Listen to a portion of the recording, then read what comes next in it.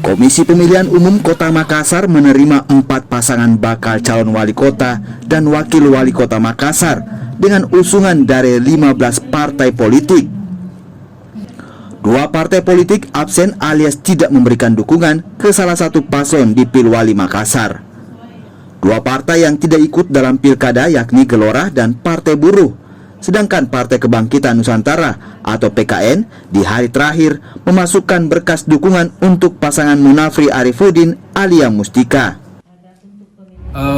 Kalau yang terkait hal itu kemarin sudah ada surat edaran dari KPU provinsi, ya. Jadi termasuk misalkan kemarin salah satu pasangan calon itu diusung sama PKN yang kebetulan pada saat penerimaan pendaftaran administrasi PKN itu belum ada suratnya, tapi setelah itu kemudian ada surat yang muncul sehingga itu harus difasilitasi untuk masuk. Dari sisi itu PKN itu mengusung salah satu saya lupa ya siapa kemarin.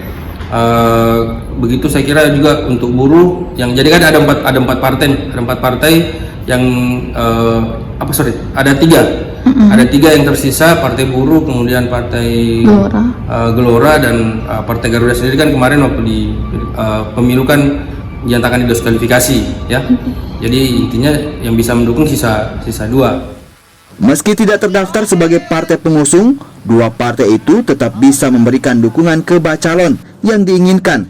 Hanya saja secara administratif keduanya tidak terdaftar di data KPU Makassar sebagai partai pengusung. Nila Rustam, Kompas TV.